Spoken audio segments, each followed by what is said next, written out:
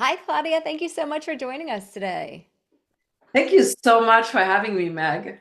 Well, I am so glad to have you here because vision is something that is so important and changes. I was playing cards with my daughter over the summer and she kept saying, "Mom, you're holding your cards out so far that I can see them." And I'm like, "No, I'm not." And I realized, why am I doing them? Like, "Oh, I can't see them close anymore." So something that everyone has to deal with in some form or another over the lifetime. So why don't, before we jump into all the great things, just tell us a little bit about you and how you became an expert in vision.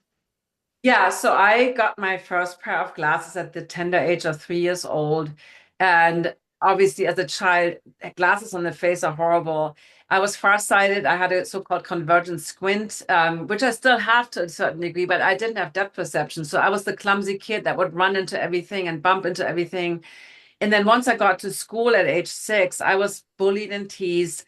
I was, I'm born in the 60s. And back then there was no, like, there was one other boy in the class who was the smart kid who knew the answer to everything. And I was not a school smart kid. So I got really traumatized, to be honest, because I didn't have any friends. And then, quick forward, jumping into, I was age 12. And in my little town, they wanted handball. There was a girls' handball team, and they were desperate. I was like literally the least athletic girl everywhere, but they asked everybody. So I joined the handball team. And the coach said, you can't wear your glasses. So I was farsighted. So farsighted meaning I could see the distance pretty well, but I couldn't see up close. And I had problem catching and throwing balls because of my depth perception problems, right? And we played a lot and we played outside. And then 3 years into that, the eye doctor said, you don't need glasses anymore. I was like, wait, what? I was 15. It was like, the boys were like, you have beautiful eyes. I was like, oh my God, this is heaven. And then a couple years later, high school, studying a lot. Again, I wasn't school smart. I had to really study hard. My vision got blurry again. And I was so horrified that I'm going to be back in glasses. So that's when I discovered natural vision improvement. I found a book in one bookstore in my hometown in Germany. And I got really into that. And I was able to stay out of glasses through my 20s. I went to art school. I loved art school. And then in my mid 30s, I had moved to the US. I married, difficult marriage, lots of stress again. Marriage ended, and I was back in glasses. And a few years into that, I was in my early 40s. I noticed how my vision kept getting worse, right? And I remember this one night where I came home, I was trying to meet new people and I got lost on the way. And the old map, couldn't read the map in the car with the little light, the Thomas Mhm. guide, if any one of Yes. you know it. The 10. So anyway, I got home and I took my glasses off. And I remember that my vision, that happened a lot when I took the glasses off, that my vision was so much worse than before I even put them on. And I was like, wait, I can't, this is crazy. Like something isn't right. And that night I found that book that I had bought as a, 17-year-old. I found that book and I started doing the practices and I immediately felt the relief. But at that point I needed more help. And so I found a coach. Long story short, eventually I made this my career because I mean, it took me a few years to totally get rid of glasses, but that's it's almost, yeah, almost 20 years ago. And now in my early 60s, and I haven't worn glasses since. So, Well, that's amazing. I love stories like this. So let's dive in. Talk about what is vision improvement eye exercise? Like what do we do? Can you explain? Because this might be a new concept to a lot of people. so it's always because everybody thinks it's eye exercises. And if anything, I like the word relax exercises more. Hmm. Basically, we have to start with nervous system regulation. And you know this also well, right? When we are in stress mode, I don't want to go into the whole anatomy, but we have two our nervous system states, the relaxed state and the stress state, right? And stress is we need stress. We need this like to be safe and all these things.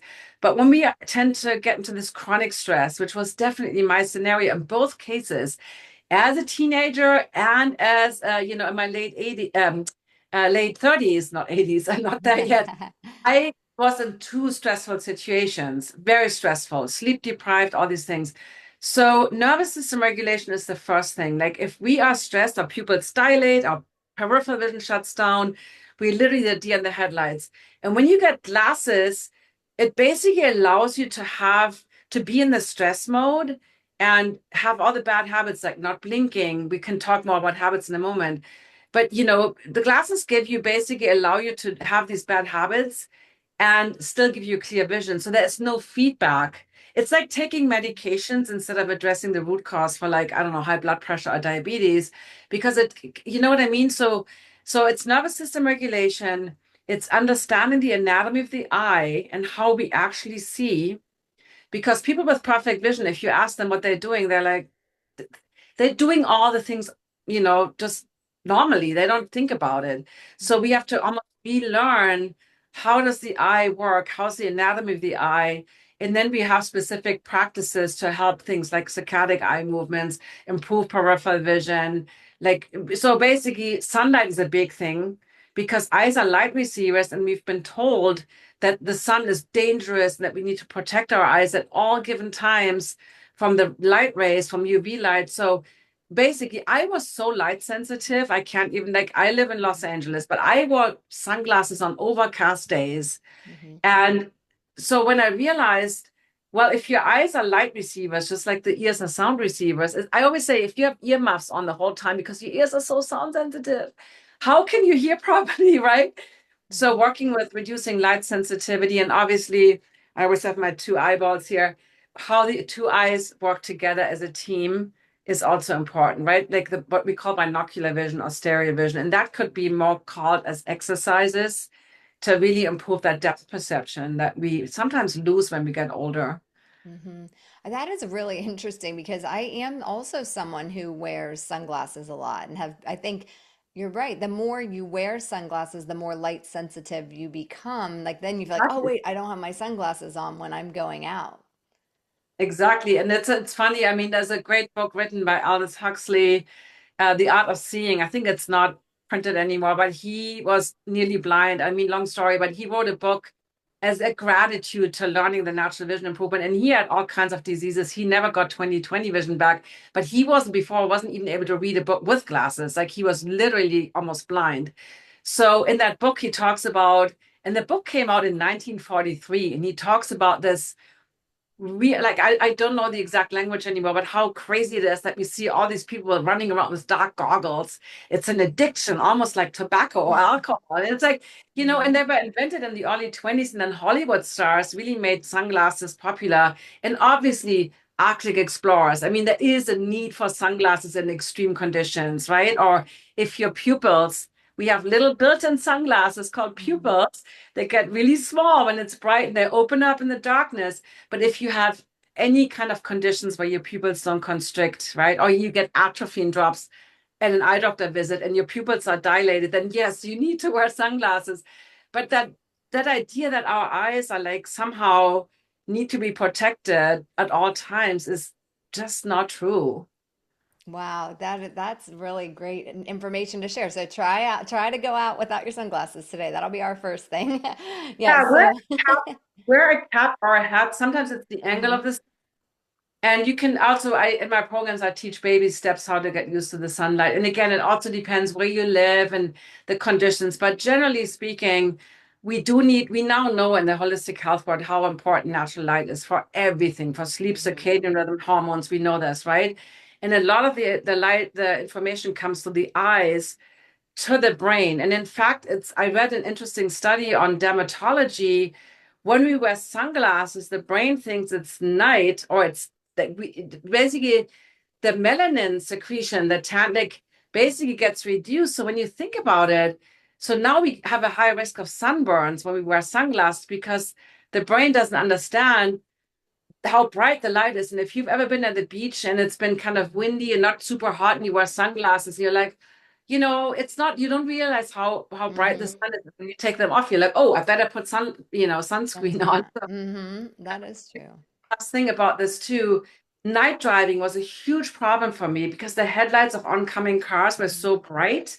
I would Mhm. always like flip my rear mirror, and had problems. And once you get used to the light, it actually really helps with night driving because your pupillary reaction gets faster, right? How they open and close. And so like night driving is not a problem anymore. I don't get bothered. I'm not looking into those headlights, but the brightness, the contrast between night and brightness of headlights doesn't bother me anymore. That's So that's interesting, and especially for people as they age, that's often more and more of a problem. So let's talk about you have some do's and don'ts for good eyesight. Yeah, so we already talked about some of The those things. sunset. Mm-hmm. Reducing your like addiction to sunglasses and really only use them when you need them. Maybe wear a hat or a baseball cap instead. Those things are helpful. Another thing that we touched on this a little bit is blinking. Mm-hmm. So we basically blinking is like a healthy eye or a person with good vision. Usually they blink a lot. And when we look at screens, especially, we tend to blink less. So blinking more is just initially, I had to put stickers everywhere to remind myself, but it lubricates the eyes. It prevents this kind of staring where you're really trying to focus super hard versus being relaxed with your eyes, right? So blinking is one of those things. Another thing is, and this is where it touches on the anatomy of the eye. You might have heard of the macula, right? Or maybe you've heard of age-related macular degeneration. So the macula inside the macula, the fovea is the point of sharpest vision. When you remember school diagrams on the side of the eyeball, how the light gets filtered through the cornea and the lens and it projected on the retina in that little spot, right? That's where we have perfectly clear vision. It's the size of a pin. It's like super small space. So when you realize that we see this kind of IMAX panoramic field, but only like a small spot is really clear. So I always tell people, look at my right eye or look at anybody's right eye and notice how you see that eye better than the left eye. Yes, you see the other eye, you see the whole face, you see the person.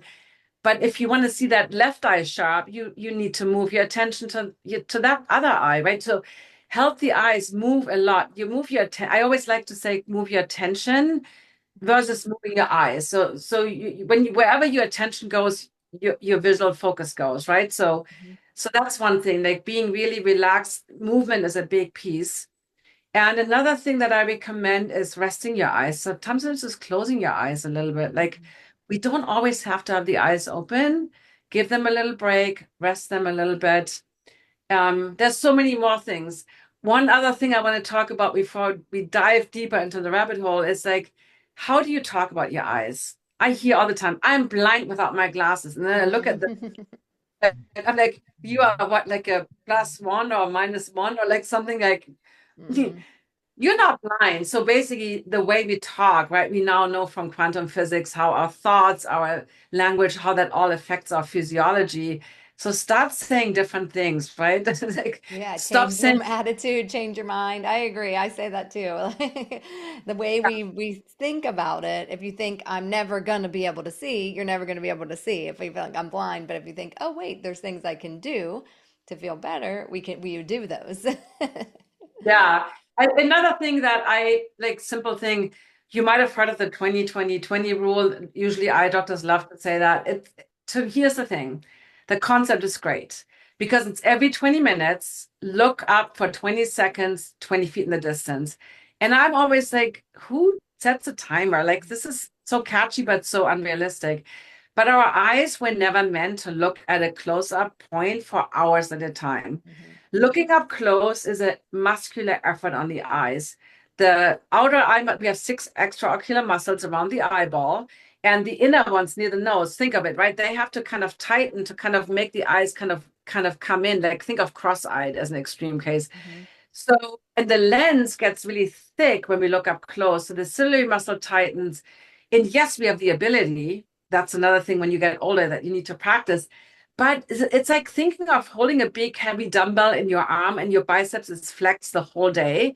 And now you like expect to like, oh, relax it and have, major mobility and no what do you call it, lengthen the muscle. So we need to, it's super important to move your attention from near to far, but I don't like the mechanical way of doing it. Okay. I say, for instance, place your computer in front of a window. So all you have to do is just look up, half Mhm. an inch and looking far away, assuming you have the ability, if you work in a cubicle and but then maybe go outside, do whatever you can to not look at this near point for hours at a time without a break. Okay, so make sure you're taking breaks during the day. And Yeah, let's jump a lot into, of oh, yeah. A lot of them. Okay. How often, I know we can't, like you're saying, don't set a timer, but how often would you recommend doing that? Like every 5 to 10 minutes or so? Or I mean, that's what I'm saying. If you have the ability, either you have a home office or you have the ability to put, like I have worked with several coaches and they always had the computer against the wall. I'm like, turn it around instead of having the window behind you.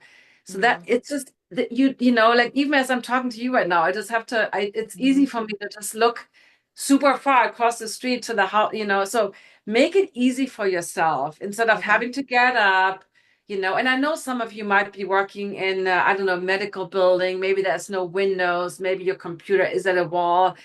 But what if you have any possibility of changing your setup so it's easy to look at different distances? And then the other thing is when you work on the computer, and again, I actually had an eye doctor interviewed. I interviewed an eye doctor yesterday, and she's very big on light and all these things we talk Uh-huh. about.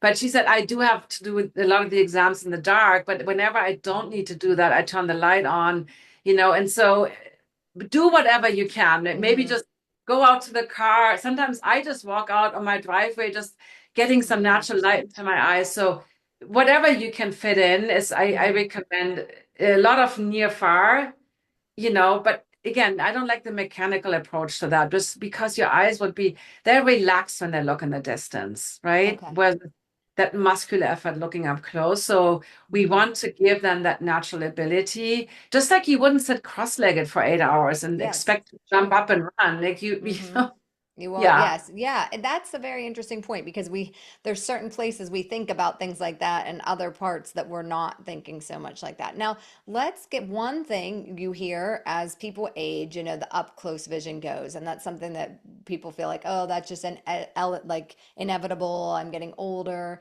So what do you have for that? That's kind of probably where people are starting to feel like, oh no, I can't see up close. And I know you say cheaters aren't necessarily the answer. Yeah. So, okay. So we do get older, right? We get Hmm. wrinkles, we lose muscle mass, we deal like, so I'm not saying we don't get older. That's Yeah. true. However, there's many people that don't lose their near Hmm. vision as they get older. I had a friend who passed away at 101. He could read small print up close, no problem. And he Hmm. could also see the distance, right? Yep. So there's several things. First of all, we do need to practice looking up close, right? So it's like avoiding that and pushing everything further out is also not the answer. So Okay. there is definitely those kind of what I call like some exercise that we can do where we do get look up close. So we do want to practice that in the binocular vision, how the eyes work together. That's we do need Uh-huh. to practice that movement, right? However, there's also a lot of times as we get older, that's the personality aspect of like I don't want to deal with the details. Like we want to delegate, like we don't want to deal with all these things. Like it's Hmm. so sometimes like where do you don't let things in? Where do you feel like you don't want to deal with these things? So, and finding playful things. So sometimes I work with clients that have what's so-called presbyopia, right? That old age side Uh-huh. and I'm like, what did you like to do as a kid? Did you like to do coloring or did you like, and sometimes make it fun again, do things up close and then you relax and things get easy, right? So allow yourself to also have some fun in that near distance. And usually I recommend initially when we start out, increase the brightness, which always makes a difference, right? If it's brighter, it's easier. And as we then get into the point, no, not needing glasses, being able to read a small print, and then we can slowly work on dimming the light and working in dimmer light conditions. But I am always a big fan of starting with better conditions. So here's the thing with reading glasses. Reading glasses are basically big magnifiers that make Hmm. everything large, right? So they allow you to basically use all the bad habits we talked about, like not blink, do other things, maybe hold your breath. And what I noticed, you start with a +1, and then before you Hmm. know it, a +1.5, +2, and then before you know it, you're like, I can't, you're like getting a business card. Wait, I can't see it. You're automatically not even giving yourself a chance to read it, right? And then all of a sudden you go maybe to your eye exam or like you walk out with friends, you're like, what does that sign say? Like all of a sudden your perfect distance vision, which maybe was 20/20 or maybe better, boom, you need to wear glasses for driving because you don't have the 20/40 vision, which is the threshold in most states and most countries, which is called 70% of visual acuity. 20/40, I think there's some state in the US, I forgot, that has 20/50. But anyway, all of a sudden now you're stuck. You need to wear bifocals or progressives. Basically, now you have no more clarity at any distance. So I call readers the gateway drug because it's so convenient easily. And then maybe you're like, welcome to the club. And Mhm. but you ruin your distance vision. It depending on how quickly you upgrade to stronger readers. But before you know it, you will need them for everything. And it's just, to me, that's a scary thought. Hmm.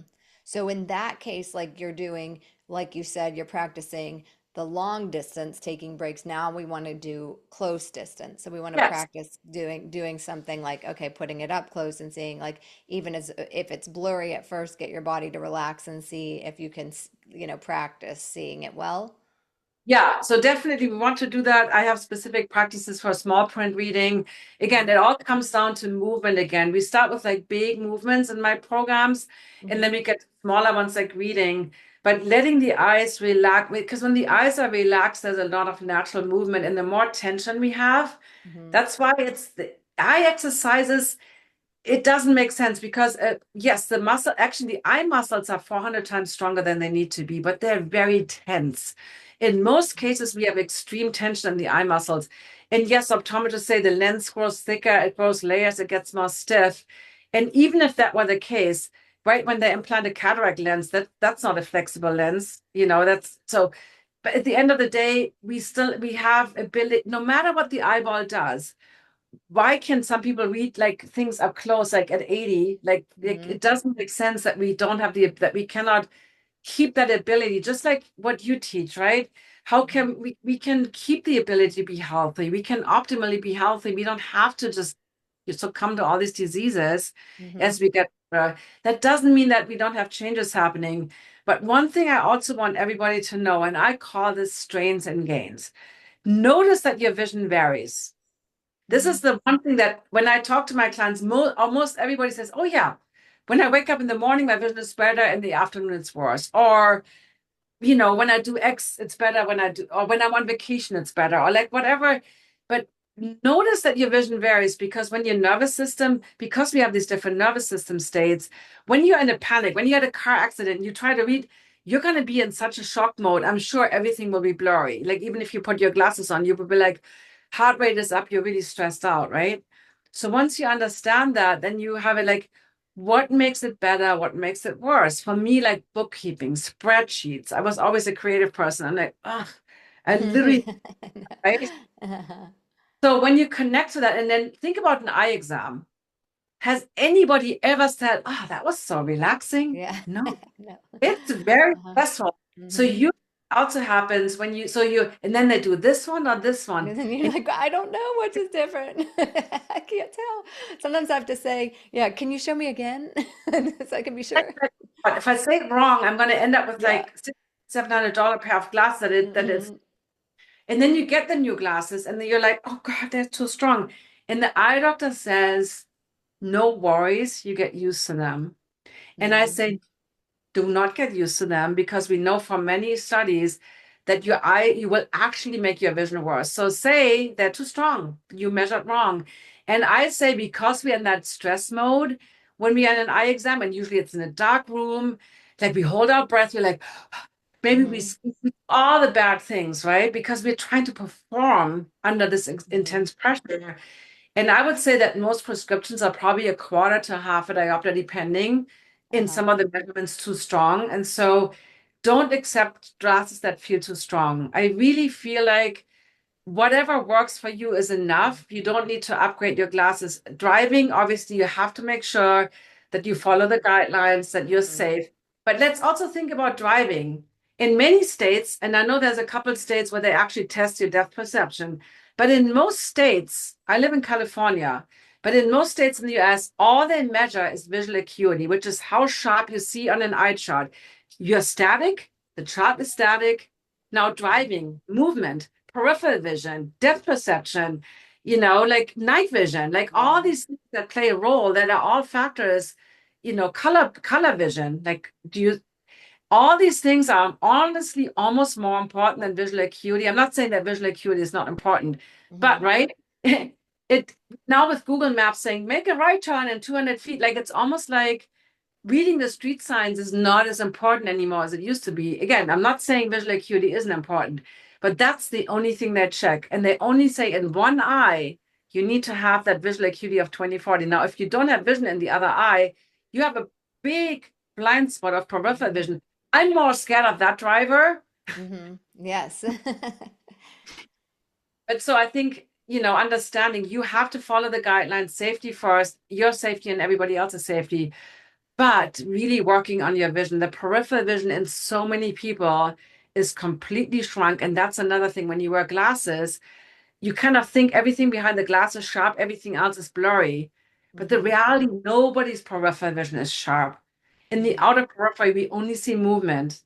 We Hmm. don't see color. We don't see any detail ever. Nobody does.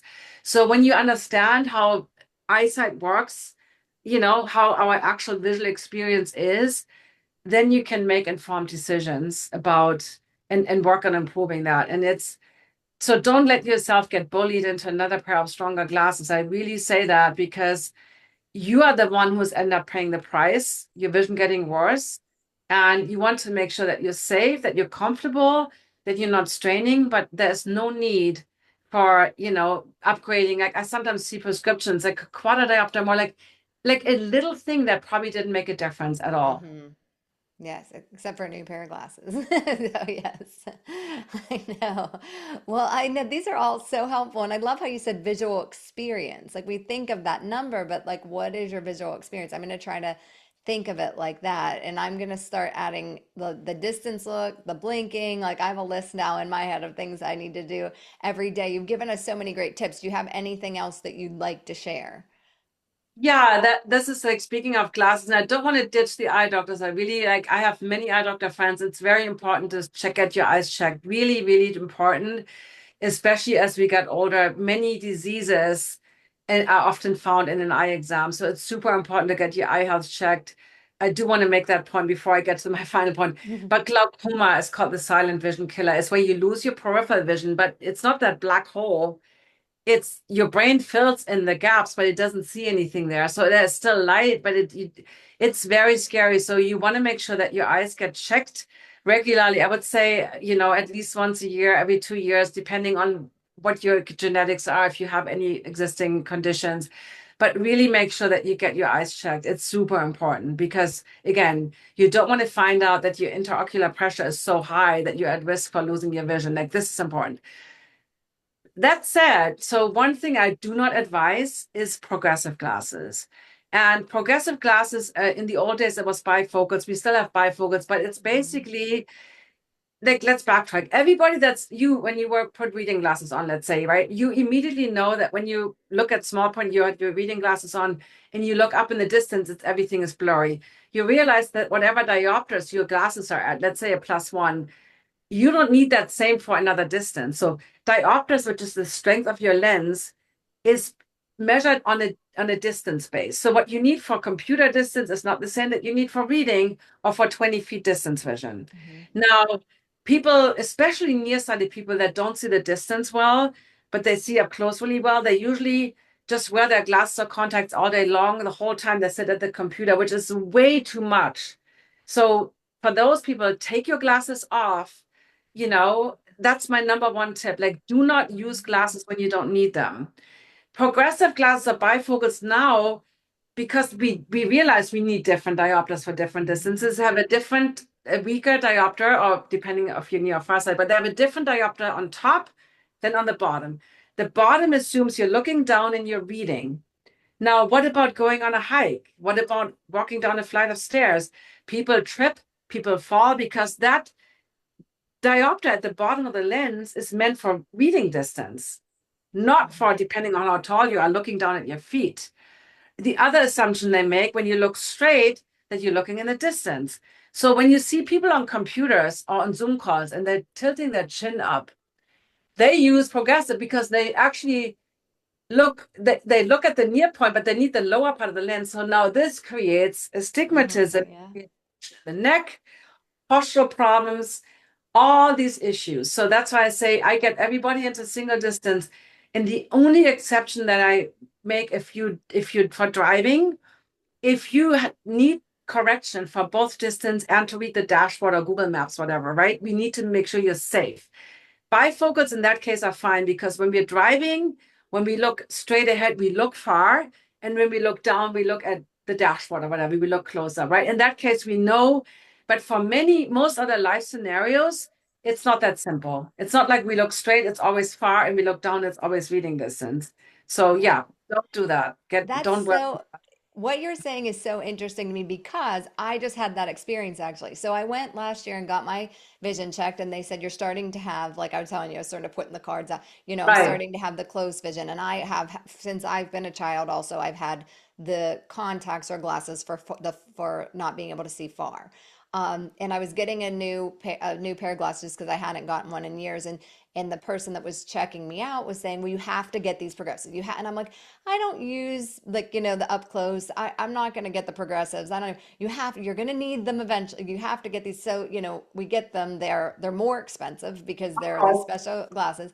And I put them on, and I hated them. I was like, I can't see, like, exactly what you're saying. Like, I can't walk down the steps. I can't see. And my close doesn't, I don't even wear the the little one, the up close ones, the magnifying glasses, because it's not bothersome enough. And it's like you're putting me in this place where I have these where I'm dealing with all the time, but it was so frustrating, and I'm just like, I won't do it. So I like appreciate, I'm like, I had that experience. I couldn't see going down the steps. I couldn't see like that mid distance. It was such a weird transition. So people were trying to fit into this situation that you might, that you don't necessarily need. Now, I do have another question though for you, because I am, like I said, someone who can't see as well far away. What about, but I wear contacts. So you're saying take the glasses off when you don't need them, but what about people that wear contacts? Okay, here's my tip. So this works for anybody who wears contacts, like you, who spends most of the day looking at the computer, like at a pretty Hmm. close distance, like 2 feet, something like that. Is that your Yes, case? Like, that's me. so go to your eye doctor, get contacts for computer distance. Now, Oh. here's the good thing about that. So basically, I don't know, do you know what your contact strength is for distance? I'm like a 2.0. 2.0. Okay. In most cases, this is very rough. So please go to your eye doctor, get this measured, right? Hmm. But most of the time, it's about 1 diopter less for computer. So let's say for computer, you only need -1. Hmm. Let's make this assumption. So you get contacts of -1, and then you Hmm. work at the computer. It's all clear, it's perfect. When Hmm. you're driving, you just get some really inexpensive -1 glasses for drive. You leave them in the car, you put them on for driving because now you have the -2 that you need to see clearly in the distance, right? Hmm. And when you're in the running out the house, you're a little bit underprescribed, but it gives you this room to improve because now Hmm. your eyes are not, you know what I mean? Like you maybe Hmm. for TV, you won't be able to, depending on how far away, let's say your TV is, you might not be able to read the subtitles. But this is the space we need in order to improve. We also need to give our eyes a little bit of what I call befriend the blur, not like living in a blurry, hazy world, but when you're cooking, when you're chopping, that's probably still clear. But maybe like, going through the house, but you have this room for improvement, and you're not straining your eyes against this distance correction for 20 feet when in reality you're spending 8 hours, whatever it is, looking at something at 2 feet away. So that would be, Yes. and it's way less money because all you need is to top off, right? The distance Hmm. whenever you want to like really have sharp vision in the distance, and you can just put a pair of glasses on for that on top of the contacts. Well, thank you. That's great advice. Thank you so much. Thank you for all the tips you've shared today. Can you tell everyone where they can find you, where they can try some of these exercises? I know you do a challenge. Yeah, so basically, exactly. So my website is naturallyclearvision.com, and I'm a holistic vision coach on Instagram and YouTube. And yes, I'm running a completely free, I actually don't like the word challenge because we want people to relax, No, but yeah, sorry. Totally, but it's like you've seen this format where it's 5 days, you kind of commit to doing something to get some transformation, right? That's the concept. And I call it See Better in Just 5 Days. We're Mhm. starting on January 13th. And basically, what I always say to people is don't believe me, Mhm. don't believe your eye doctor, see for yourself because you can make improvements in 5 days. And that's what this is all about. So I invite everybody here to join that free training. I call it training. There's pre-recorded little videos and then we go live. I coach every day. It's really fun, and you will because here's the thing, people like you need to see this for yourself, right? You need to Hmm. like that. And that's what we really intend to do with this 5 day training. See better in just 5 days. So yes, join us. Yes, I'd love to. I think I'm going to join too because you're teaching me things right here. So that sounds like a great idea. Thank you so much for being here with us today. Thank you so much for having me, Meg. Have a great day, everyone.